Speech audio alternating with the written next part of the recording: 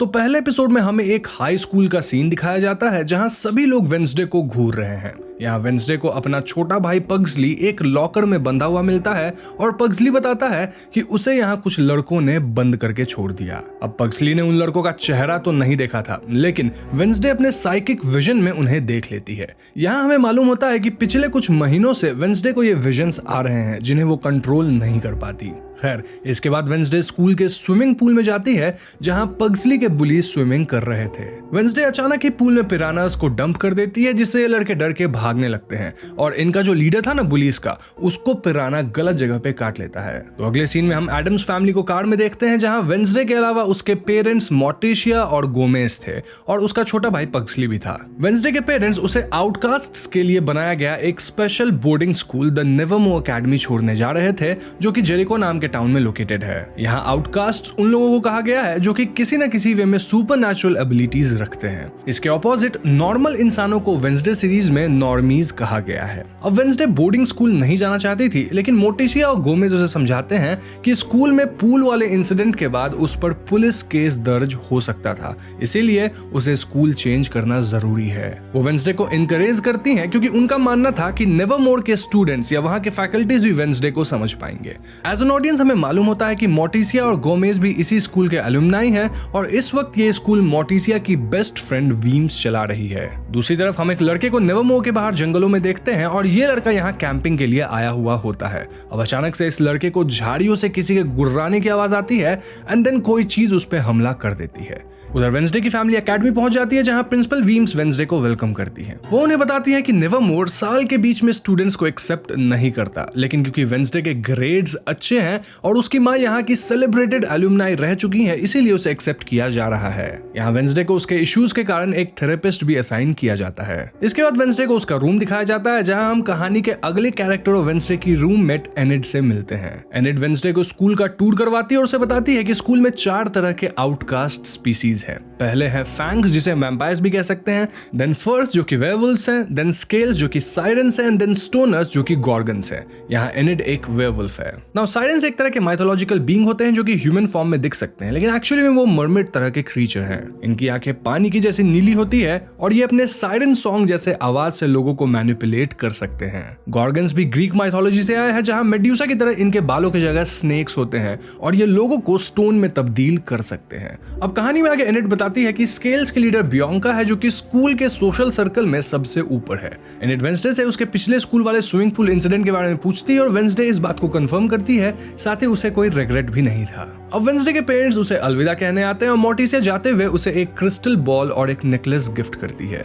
ये necklace obsidian stone का बना हुआ था और मोर्टिशिया बताती है कि ये वेंसडे को प्रोटेक्ट करेगी, लेकिन वेंसडे अपनी माँ से कहती है कि वो बहुत जल्द ये स्कूल छोड़ के भाग जाएगी और उन लोगों को उसका पता कभी नहीं चलेगा। जाते हुए गोमेज और मोर्टिशिया उस पर नजर रखने के लिए एक ह्यूमन हैंड जैसे क्रीचर को छोड़ देते हैं जिसका नाम है थिंग। दूसरी तरफ शहर के शेरिफ को उस टीनेज की कटी छटी लाश जंगल में मिलती है जिसपे किसी ने अटैक किया था। हमें मालूम होता है कि ऐसे कई इंसिडेंट्स पिछले दिनों टाउन में हो रहे हैं और पुलिस का शक नेवरमोर एकेडमी के आउटकास्ट पे है, लेकिन सबूत ना होने की वजह से वो कुछ नहीं कर पा रहे। ऐसे में वो मीडिया को इत्तला कर देते हैं कि जंगल में कोई बियर अटैक्स हो रहे हैं तो टाउन के सभी लोग उधर ना जाएं और सुरक्षित रहें। इधर वेंसडे स्कूल के माहौल में ढलने की कोशिश करती है जहां एक स्वॉर्ड फाइट के दौरान वो बियांका से दुश्मनी मोल लेती है।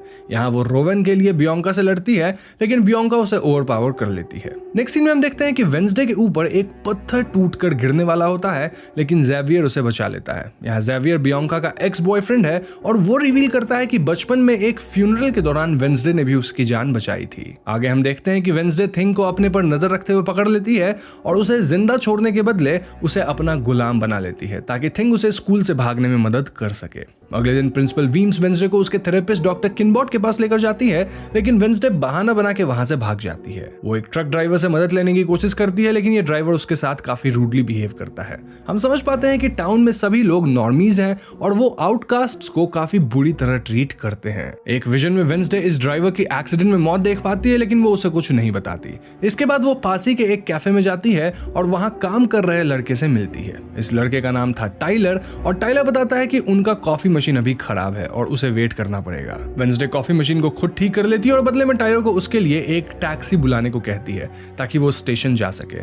टाइलर यहाँ वेंसडे को खुद ही स्टेशन तक छोड़ने की बात करता है क्योंकि उसकी शिफ्ट 1 घंटे में खत्म हो जाएगी। अब वेंसडे यहाँ बैठकर वेट करने का डिसाइड करती है, लेकिन तभी कैफे में टाउन मेयर का बेटा अपने दोस्तों के साथ आता है और उसे हरास करने की कोशिश करता है। वेंसडे अकेले इनका सामना करती है और इन्हें बुरी तरह हरा भी देती है। तभी टाउन शेरिफ भी आते हैं और वो ये देखकर काफी शॉक्ड हो जाते हैं कि वेंसडे अकेले ही इन लड़कों पे भारी पड़ी। टाइलर उन्हें वेंसडे से इंट्रोड्यूस करवाता है और तभी वहां प्रिंसिपल वेंसडे को ढूंढते हुए आ जाती हैं। शेरिफ ये जानकर काफी हैरान होता है कि वेंसडे गोमेज एडम्स की बेटी है और वो बताता है कि उसके फादर एक कातिल है। खैर अगले सीन में हम वेंसडे को अपने डॉर्म के बाहर चेलो बजाते हुए देखते हैं और स्कूल के टीचर और स्टूडेंट्स इस म्यूजिक को काफी एंजॉय करते हैं। तभी वहां एनिड आती है और वेंसडे से पूछती है कि उसने ये चेलो बाहर कैसे निकाला, जिसपे वेंसडे उसे थिंग से इंट्रोड्यूस करवाती है। वेंसडे बताती है कि थिंग कई सालों से उसकी फैमिली के साथ रहता आया है।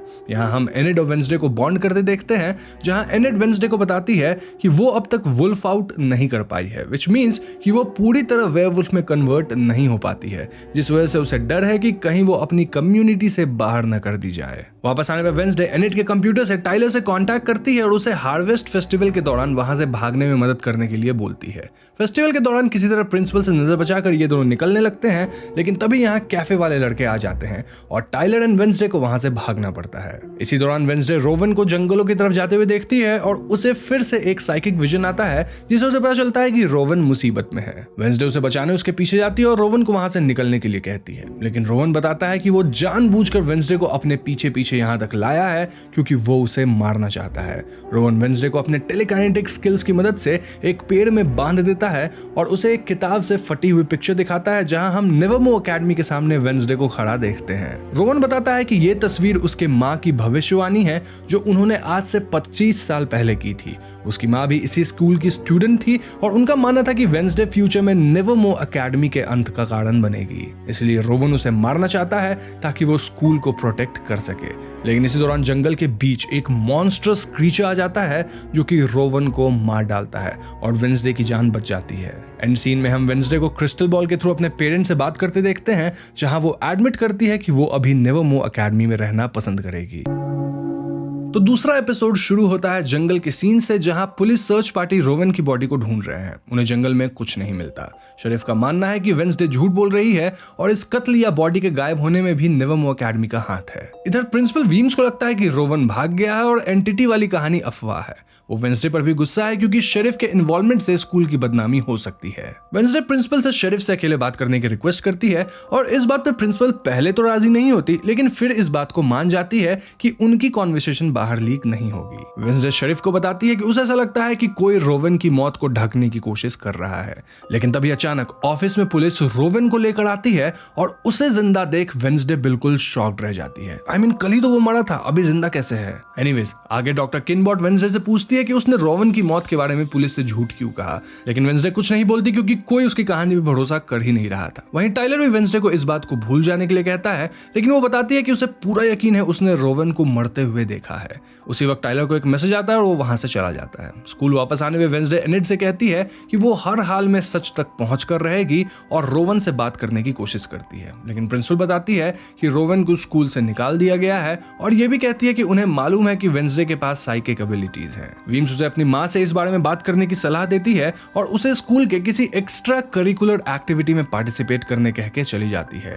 अब यहाँ वेंसडे को शक तो हो ही रहा था, इसलिए वो थिंग से कहती है कि वो रोवन पे नजर रखे। दूसरी तरफ हम एनिड को एनुअल पोए कप के लिए तैयारी करते हुए देखते हैं और वो वेंसडे को बताती है कि हर साल ये गेम बियॉन्का जीतती आई है, लेकिन इस बार वो जीतना चाहती है। वेंसडे रोवन से भी बात करती है और उसे उस पिक्चर के बारे में पूछती है जो रोवन ने उसे दिखाया था, लेकिन रोवन बिना कुछ बोले वहां से चला जाता है। वेंसडे ज़ेवियर से भी रोवन के बारे में पूछती है क्योंकि वो उसका रूममेट था। ज़ेवियर बताता है कि रोवन की दिमागी स्थिति काफी हफ्तों से खराब चल रही थी और यहाँ वो वेंसडे को टाइलर से दूर रहने की भी सलाह देता है। नाउ स्टेशन पर थिंग रोवन का पीछा करता है और इस दौरान रोवन वॉशरूम जाता है और वहां से एक ओल्ड मैन के रूप में बाहर निकलता है।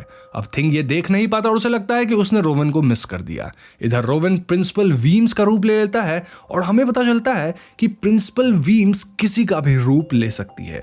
इसका मतलब ये कि रोवन सचमुच मर चुका है और प्रिंसिपल इस बात पे पर्दा डालने के लिए उसका रूप ले रही थी। थिंग वेंसडे को बताता है कि वो रोवन के बारे में पता नहीं कर पाया, जिससे वेंसडे उस पर गुस्सा हो जाती है। नाउ एक्स्ट्रा करिकुलर एक्टिविटी के लिए Wednesday beekeeping camp join कर लेती है, जहां उसके अलावा बस एक और स्टूडेंट है जो है यूजीन। दूसरी तरफ हम टाइलर और उसके फादर शेरिफ को देखते हैं, जहां उनके बीच अनबन चल रही थी। शेरिफ को लगता है कि टाइलर अपने थेरेपिस्ट से उनकी शिकायत कर रहा होगा क्योंकि वो उन्हें उनके कॉन्वर्सेशन के बारे में कुछ नहीं बताता, लेकिन टाइलर कहता है कि वो बस अपनी माँ के बारे में बात करता है और यहाँ शेरिफ अपनी लेट वाइफ के बारे में बात करना बिल्कुल पसंद नहीं करते थे और इसीलिए वो वहां से चले जाते हैं। खैर अगले सीन में वेंसडे एनिट से मदद मांगती है ताकि वो उसकी जगह बी कीपिंग कैंप में रह सके, जिस दौरान वो जंगलों में जाकर उस रात के इंसिडेंट के बारे में सबूत इकट्ठा करेगी। यहाँ एनिट वेंसडे से इसके बदले में थिंग से माफी मांगने को कहती है, क्योंकि आपको याद होगा थिंग से वो काफी गुस्सा हो गई थी। तो वेंसडे थिंग से माफी मांगती है और शेयर करती है कि उसे डर है कि रोवन की बात कहीं सच न हो जाए और वो इस स्कूल की तबाही का कारण नहीं बनना चाहती। इसके बाद वेंसडे जंगलों में छानबीन करती है, जहां उसे टाइलर भी मिलता है।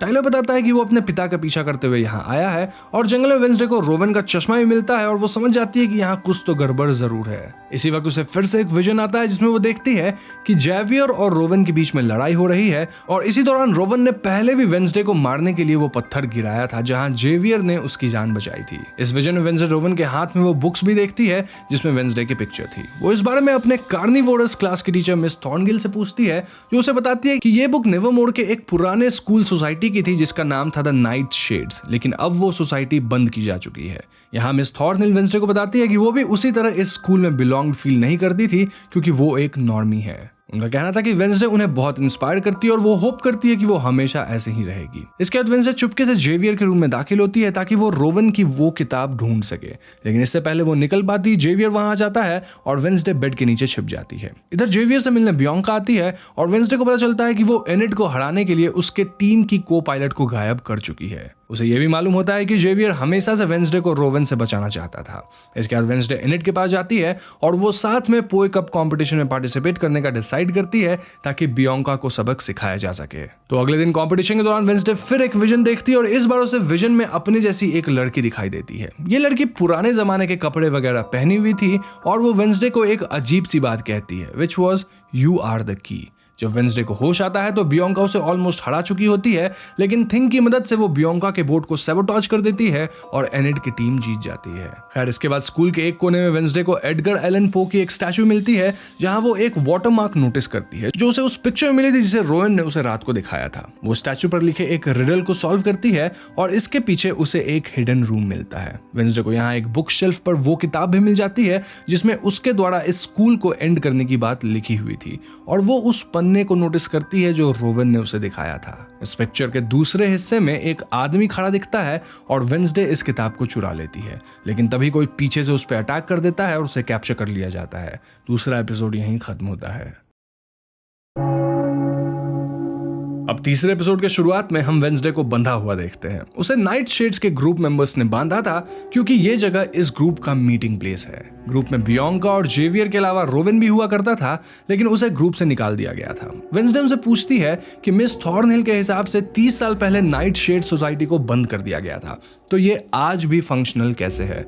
इस पे जेवियर कहता है कि 30 साल पहले नाइट शेड्स के कारण एक नॉर्मी की मौत हो गई थी, जिसकी वजह से इस ग्रुप को बंद किया गया था, लेकिन एज लॉन्ग एज वो लोग कुछ गड़बड़ ना करे, प्रिंसिपल वीम्स उन्हें सीक्रेटली चलने देती है। यहाँ बियॉन्का से वेंसडे को मालूम होता है कि नाइट शेड्स एक एलीट ग्रुप है जहां शामिल स्टूडेंट्स को कई पर्क्स मिलते हैं। जेवियर सजेस्ट करता है कि उन्हें वेंसडे को इस ग्रुप में शामिल करना चाहिए क्योंकि उसकी मॉम ग्रुप की लेगेसी हुआ करती थी, लेकिन वेंसडे मना कर देती है और वहां से चली जाती है। तो अगले दिन प्रिंसिपल वीम्स अनाउंस करती है कि आज के दिन जेरिको में आउटरीच डे मनाया जाएगा, जिसमें नेवरमोर एकेडमी के बच्चे टाउन के डिफरेंट हिस्सों में वॉलंटियर बन के काम करेंगे और in the end town hall में इस टाउन के फाउंडर जोसेफ क्रैकस्टोन की स्टैचू को स्थापित किया जाएगा, जिस सेलिब्रेशन में सबको भाग लेना है। यहाँ वीम्स सेलिब्रेशन लंच में वेंसडे को चलो प्ले करने की रिक्वेस्ट करती है क्योंकि उन्होंने उसका फर्स्ट डे वाला परफॉर्मेंस सुना हुआ था। नेक्स्ट सीन में हम स्टूडेंट्स को टाउन में देखते हैं जहाँ वेंसडे जेवियर से बात करते हुए नजर आती है। वो उससे रोवन के उस पन्ने के बारे में पूछती है और जेवियर उसे बताता है कि जब उन्होंने रोवन को नाइट शेड से निकाल दिया था तब उसने ये किताब वहां से चुरा ली थी। कन्फ्रंट करने पर रोवन ने अपने टेलीकाइनेटिक एबिलिटी से उस पर अटैक कर दिया था। बैकग्राउंड में हम देख पाते हैं कि ये वही इंसिडेंट थी जिसके बाद रोवन ने वेंसडे पे स्टोन गिराकर पहली बार अटैक किया था। यहाँ वेंसडे उसे बताती है कि उसे अब भी लगता है कि रोवन की मौत हो चुकी है, जिस पर जेवियर शेयर्स कि स्कूल छोड़ने के बाद रोवन ने कभी उससे कांटेक्ट भी नहीं किया। यहाँ वेंसडे जेवियर को पूरी पिक्चर दिखाती है और जेवियर बताता है कि इस तस्वीर में वेंसडे के अलावा दिखने वाला आदमी कोई और नहीं बल्कि जोसेफ क्रैकस्टोन है, जो कि एक ओरिजिनल पिलग्रिम था। यह सुनकर वेंसडे एनिट से वॉलंटियरिंग का काम एक्सचेंज कर लेती है और उसकी जगह पिलग्रिम वर्ल्ड जाती है। अब दोस्तों, पिलग्रिम्स यहाँ टाउन के वो मेंबर्स थे जिन्होंने आउटकास्ट्स के अलावा जेरिको में सेटल किया था। पिलग्रिम वर्ल्ड इन्हीं सेटलर्स की हिस्ट्री का काइंड ऑफ एक मेला था। खैर, आगे हम जेरिको के मेयर को नेवरमोर के स्टूडेंट्स को वेलकम करते हुए देखते हैं और हमें पता चलता है कि टाउन में आउटकास्ट के खिलाफत के बावजूद मेयर नेवरमोर को सपोर्ट करते हैं, क्योंकि उन्हें प्रिंसिपल वीम से काफी फंडिंग वगैरह मिलती रहती है। वो शेरिफ से भी नेवरमोर के अगेंस्ट कोई एक्शन लेने से मना करते हैं और जल्द से जल्द उस बियर्ड का पता लगाने कहते हैं जो फिलहाल टाउन के लोगों पे अटैक कर रहा है। नाउ पिलग्रिम वर्ल्ड फेयर में वेंसडे और यूजीन फज हाउस में वॉलंटियर करते हैं और इसी दौरान कैफे में वेंसडे को हरास करने वाले लड़के यूजीन को परेशान करने लगते हैं, लेकिन वेंसडे उसे बचा लेती है और कहती है कि उसमें उसे अपना छोटा भाई पग्सली दिखता है। इसके बाद वेंसडे और यूजीन किसी तरह फेयर के उस हिस्से में जाते हैं जहां जेरिको का ओल्ड मीटिंग हाउस बनाया गया था। इस मीटिंग हाउस में पुराने समय के आर्टिफैक्ट्स वगैरह रखे गए थे और वेंसडे को यहाँ एक पिक्चर मिलती है जो 1600s के ओरिजिनल मीटिंग हाउस की थी। इस पिक्चर में वेंसडे को वही लड़की मिलती है जिसे उसने पिछले दिन अपने विजन में देखा था। इस लड़की के हाथ में एक किताब थी जिसका एक डुप्लीकेट रेप्लिका यहाँ रखा गया था। इस किताब का नाम था बुक ऑफ शैडोज। अभी वेंसडे ये सब देख ही रही थी कि वहाँ फेयर की गाइड मिस अर्लीन आ जाती है।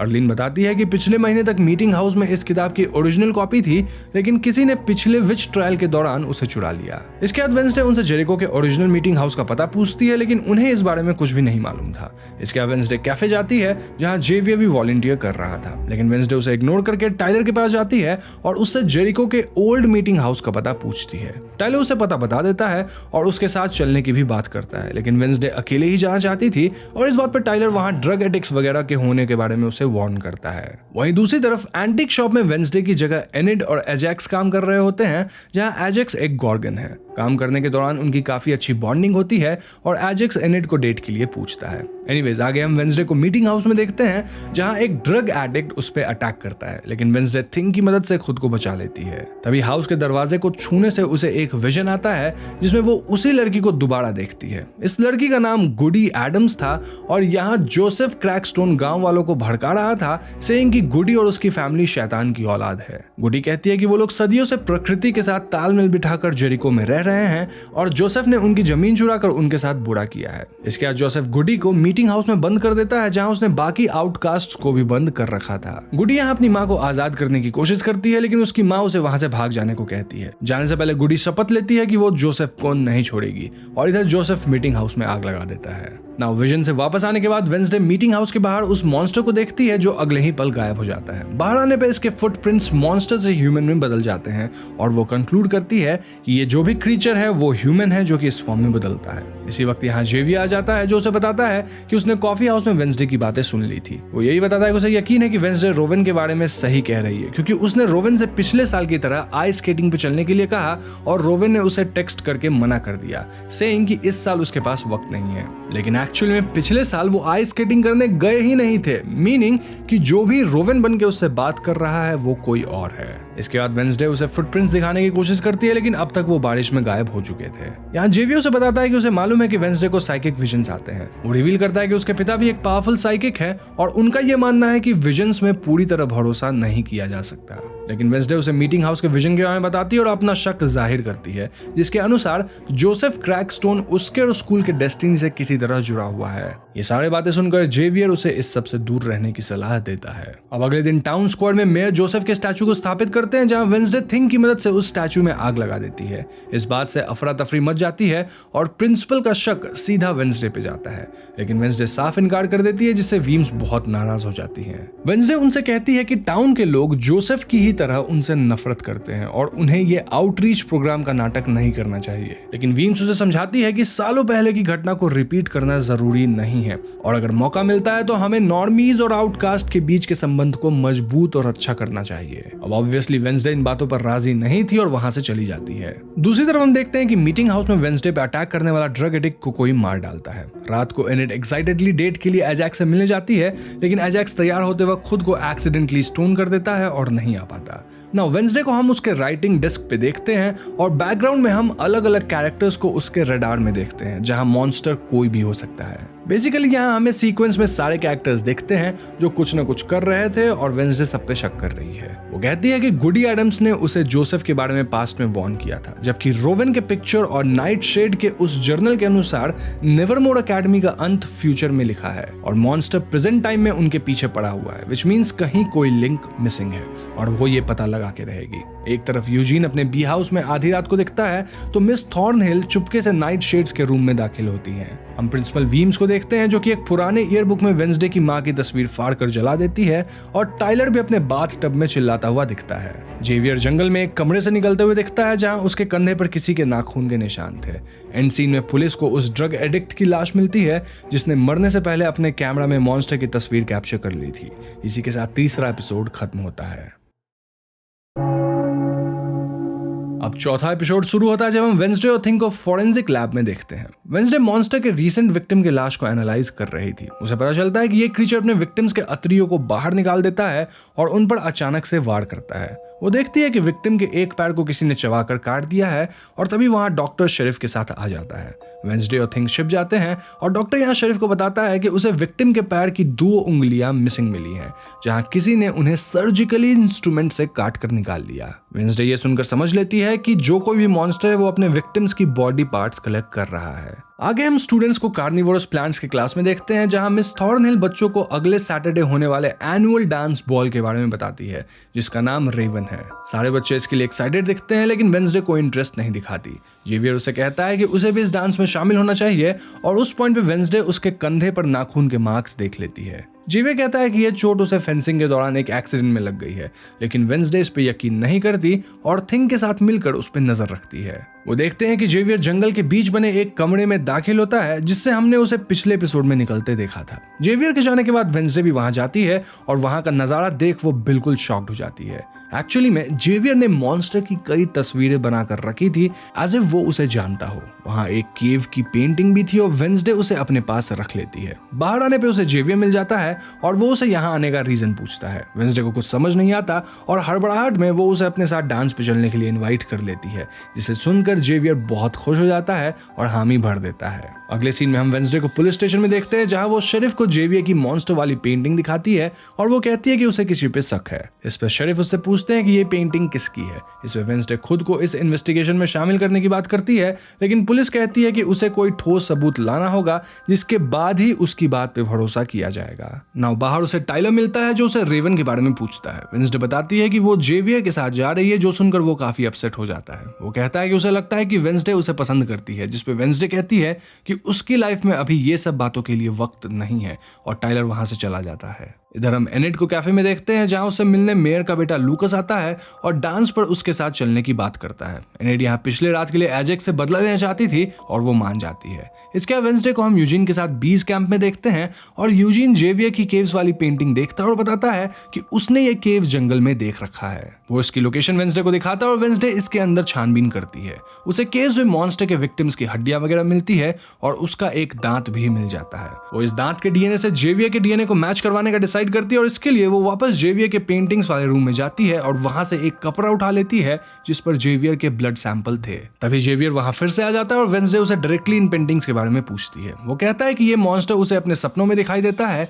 और वो कोप अप करने के लिए ये पेंटिंग्स बनाता है। इनफैक्ट इस पेंटिंग को बनाते वक्त ही इनमें से एक उसकी पेंटिंग से बाहर निकल आया और उसके गले पे वार कर दिया। अब यहाँ मैं आपको बता दूं कि जेवियर की पेंटिंग्स में एक खास बात थी और वो ये कि उसकी पेंटिंग्स कुछ वक्त के लिए रियल चीज में बदल सकती थी, इसलिए वो मॉन्स्टर के उस पर अटैक करने की बात यहाँ करता है। लेकिन वेंसडे उसे केव वाली पेंटिंग दिखाती है और पूछती है कि उसे इस क्रीचर की लोकेशन का पता कैसे चला। ये देख जेवियर समझ जाता है कि वेंसडे पिछले दिन भी यहाँ इसीलिए आई थी क्योंकि उसे उस पर शक था और इसीलिए उसने जेवियर को डांस के लिए भी पूछा है। ये सब जानकर जेवियर बहुत नाराज हो जाता है और कहता है कि वो कोई मॉन्स्टर नहीं है।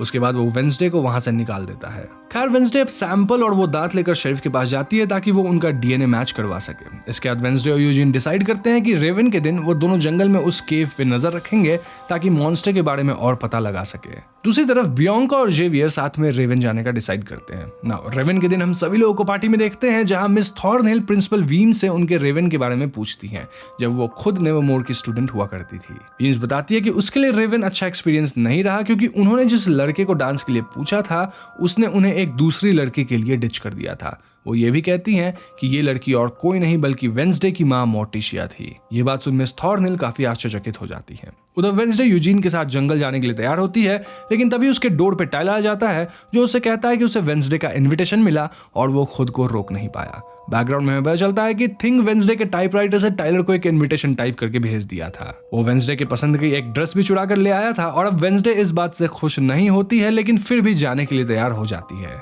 जब वो टाइलर के साथ निकलती है तब उसे यूजीन रास्ते में मिल जाता है जो वेंसडे को पार्टी में जाता देख काफी डिसअपॉइंट होता है। वेंसडे उसे अगली रात को केव पर नजर रखने की बात करती है, लेकिन वो अकेले ही निकल जाता है। तो इसके बाद हम पार्टी का सीन देखते हैं जहां जेवियर वेंसडे और टाइलर को साथ देख बहुत अपसेट दिखता है। वो वेंसडे को बताता है कि पिछले साल टाइलर और उसके दोस्तों ने आउटरीच डे के दिन उसकी म्यूरल को डिस्ट्रॉय कर दिया था और इसी वजह से वो उसे उन लोगों से दूर रहने को कहता आया है। इस पे वेंसडे ये बात टाइलर से पूछती है और टाइलर इस बात को एक्सेप्ट कर लेता है। वो कहता है कि उसे खुद नहीं पता कि उसने पिछले साल ये सब क्यों किया था और वो खुद को फिगर आउट करने की कोशिश कर रहा है। दूसरी तरफ लूकस अपने दोस्तों से बात करता हुआ नजर आता है जहां इन लोगों ने रेवन को खराब करने का प्लान बनाया हुआ था। अब हालांकि लूकस अपने दोस्तों को मना करता है, लेकिन फिर भी वो इस प्लान को एग्जीक्यूट करते हैं। वहीं यूजीन की बात की जाए तो वो जंगलों में था और वो केव पे नजर रख रहा था। Coming to party, well Wednesday और टाइलर साथ में डांस करते दिखते हैं जिसे देखकर जेवियर बहुत अनकंफर्टेबल फील करता है और बियांका से रिक्वेस्ट करता है कि वो अपने साइरन सॉन्ग यूज करके उसकी मदद करे ताकि वो वेंसडे को भूल सके। लेकिन बियांका इस बात से अपसेट हो जाती है क्योंकि वो नहीं चाहती थी कि जेवियर उसका इस्तेमाल किसी दूसरी लड़की को भुलाने के लिए करे। वो दुखी होकर वहां से चली जाती है और वेंसडे उसके पास आती है और बियांका उसे शेयर करती है कि वो जेवियर को काफी पसंद करती थी, लेकिन कभी भी उसके ट्रू फीलिंग्स का पता नहीं कर पाई। वो वेंसडे को लकी कहती है क्योंकि उसे किसी की फीलिंग से कोई फर्क नहीं पड़ता। इस पे वेंसडे कहती है कि एक्चुअली में उसे अफसोस है कि उसे किसी की फीलिंग से कोई फर्क नहीं पड़ता। मीनवाइल लूकस के दोस्त अपने प्लान को एग्जीक्यूट कर लिए थे और वो पार्टी में सबके ऊपर रेड पेंट बरसा देते हैं। ये देख रेवन में अफरा तफरी मच जाती है। Now coming to Eugene, well जंगल में केव के पास यूजीन को कोई तो दिखता है, लेकिन इससे पहले वो इस बात को रिकॉर्ड कर पाता ये केव्स में आग लग जाती है और यूजीन को वहां से भागना पड़ता है। उधर पार्टी में क्योस के बीच वेंसडे को एक विजन आता है और वो समझ जाती है कि यूजीन खतरे में है। वो मिस थॉर्नहिल को यह बताती है और जंगल की तरफ भागती है। वहीं टाइलर किसी को टेक्स्ट करता दिखाई देता है, जिसके बाद वो जेवियर से वेंसडे के बारे में पूछता है, लेकिन उसे कुछ मालूम नहीं होता। नाउ एनिड लूकस को अपने दोस्तों के साथ देख लेती है और समझ जाती है कि पार्टी खराब करने का काम उनका है। इस बात के लिए वो लूकस को बुरा भला कहती है, जिस पर उसके दोस्त उसे बुली करने लगते हैं, लेकिन एजैक्स यहाँ आकर उसे बचा लेता है और पिछले डेट वाले दिन के लिए एनिड से माफी मांगता है। इसके बाद हमको साथ में देखते हैं और दूसरी तरफ जंगल में भागते हुए यूजीन पे मॉन्स्टर अटैक कर देता है और वेंसडे और मिस थॉर्नहिल उसे खून से लथपथ हालत में पाती हैं।